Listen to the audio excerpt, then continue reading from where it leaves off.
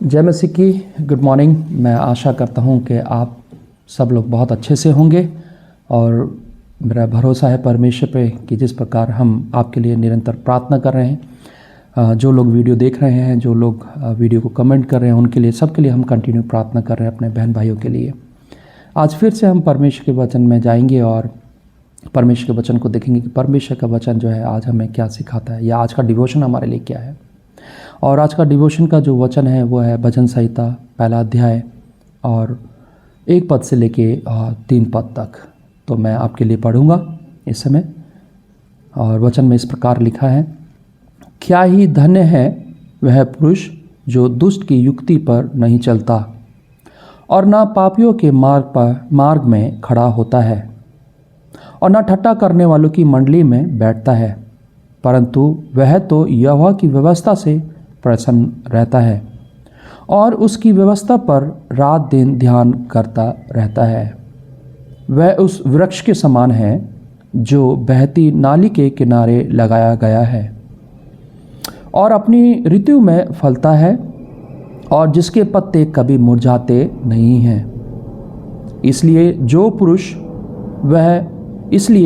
कुछ वह पुरुष करे वह सफल होता है। इसलिए जो कुछ वह पुरुष करे वह सफल होता है। परमेश्वर इस वचन पे पढ़े जाने और सुने जाने पे अपनी आशीष हम सबको दे। और परमेश्वर का वचन जो है आज हमें ये बताना चाहता है, खासकर आज का जो विषय है कि वो सफलता की कुंजी किसके पास है या सफलता में कैसे हम आगे बढ़ सकें। तो परमेश्वर का वचन आज मुझे इस बात को बताया है और मैं आपके साथ शेयर कर रहा हूँ। और यहाँ पर परमेश्वर कहता है इस बात के लिए कि क्या ही धन्य है वह पुरुष। वह पुरुष का मतलब यह है कि हर एक पुरुष जो यहोवा की व्यवस्था को स्मरण करता है, उसकी व्यवस्था में बना रहता है, उसकी व्यवस्था पर ध्यान करता है।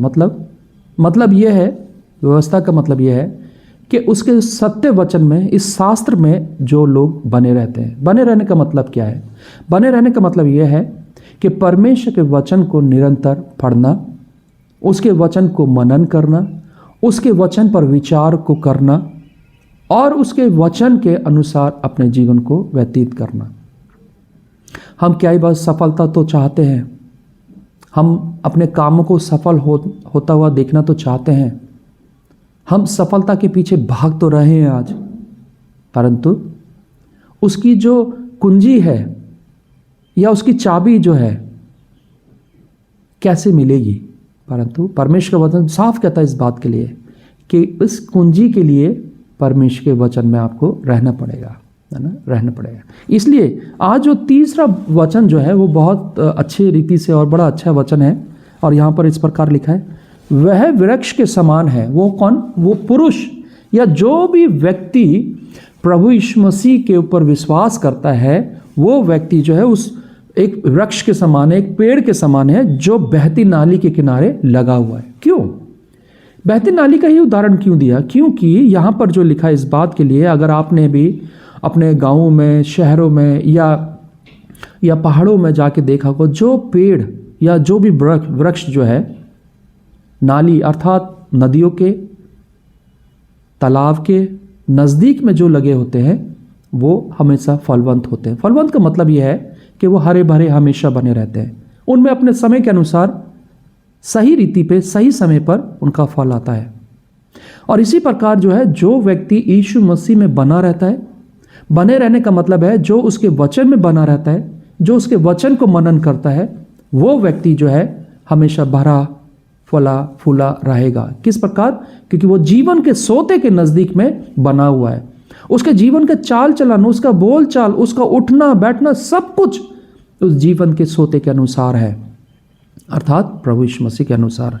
और इसलिए वो कहता है कि किनारे लगा हुआ है और वो अपनी ऋतु पे फलवंत होता है, फलवंत होता है। ऐसा नहीं है कि जो पेड़ किनारे लगा होता है उसके जीवन में कभी तकलीफें नहीं आती हैं।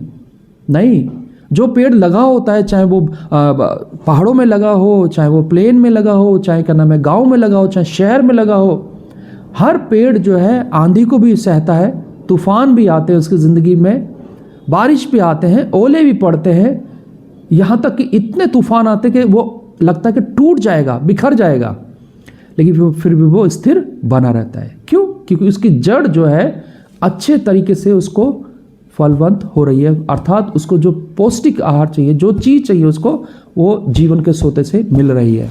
इसी प्रकार मसीह जीवन में भी हमें अगर बने रहना है तो हमें यीशु मसीह में बना रहना होगा, उसके वचन में बना रहना पड़ेगा। और दुख, तकलीफ, संकट, बीमारी, कलेश, नाकामियां, असफलता आएंगी, परंतु उनके ऊपर विजय पाने के लिए एक ही बात है, वो है परमेश्वर का वचन, उसकी व्यवस्था, अर्थात यीशु मसीह में बना रहना। और आज का वचन इसलिए कहता है, और जिसके पत्ते कभी मुरझाते नहीं, इसलिए जो कुछ वह पुरुष करे वह सफल होगा, वह सफल होगा।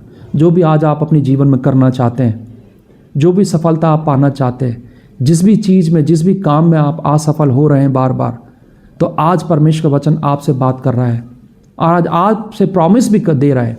परमेश्वर आपके साथ वाचा भी बांध रहा है आज कि यदि तुझे सफल होना है तो तुझे मेरे वचन में बना रहना पड़ेगा।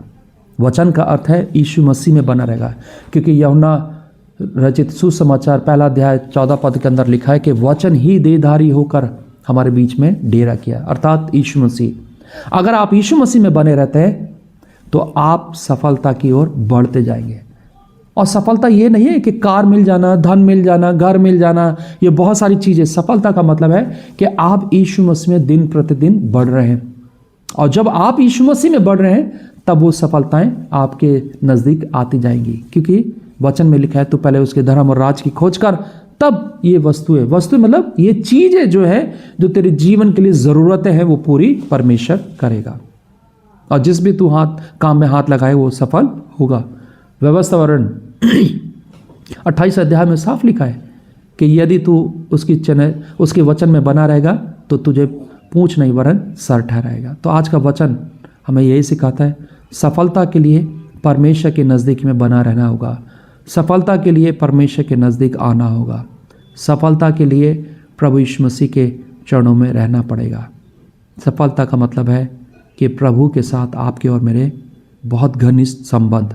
सफलता का मतलब है कि प्रभु यीशु मसीह के साथ मेरे और आपके रिलेशनशिप बहुत घनिष्ठ होने चाहिए, दिन प्रतिदिन।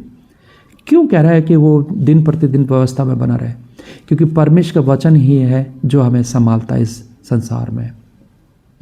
तो यदि आज आपके जीवन में कौन सी परेशानी है मैं नहीं जानता हूँ, कौन सी कठिनाई है मैं नहीं जानता हूँ, या क्या असफलता है मैं नहीं जानता हूँ, लेकिन परमेश्वर का आत्मा जो है वो अच्छे से आपको और मुझे जानता है।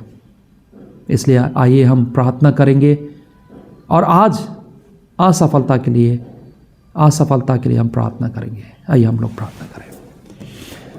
प्रभु यीशु मसीह, हम फिर से आपके सम्मुख आते हैं आज की सुबह में। आपका धन्यवाद देते हैं क्योंकि आप धन्यवाद के योग्य, स्तुति के योग्य, आराधना के योग्य महान परमेश्वर हैं। और आपसे विनती प्रार्थना करना चाहता हूँ मैं अपने प्रिय बहन भाइयों के लिए जो भी आज असफलता में जूझ रहे हैं, कठिनाइयों में, तकलीफ़ों में जूझ रहे हैं। प्रभु जी, उनके काम नहीं बन रहे, लेकिन प्रभु आज मैं विनती प्रार्थना करता हूँ, आपके पुत्र होने के अधिकार को इस्तेमाल करता हूँ, क्योंकि प्रभु आपने ये अधिकार मुझे दिया है कि मैं अपने भाई बहनों के लिए प्रार्थना करूँ।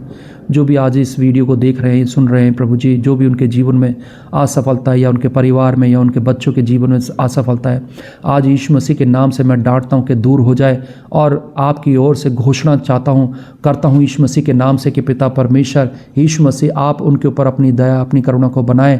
आपका सामर्थ्य और आपकी शक्ति उनके साथ बनी रहे। प्रभु, घोषणा करता हूँ उनके कार्यों को सफल करें। घोषणा करता हूँ उनके बिजनेसों के ऊपर, घोषणा करता हूँ कि आशीषित हों, उनके कार्यों पे आशीषित हों, उनके परिवार में आशीषित हों, इनके परिवार निरंतर आप में बढ़ते चले जाएंगे। घोषणा करता हूँ यीशु मसीह के नाम से पिता परमेश्वर प्रभु, इन सब तकलीफ़ों को यीशु के नाम से उनके जीवन से दूर करता हूँ। पिता, धन्यवाद देता हूँ कि प्रभु जी आपने मेरी प्रार्थना सुनी है।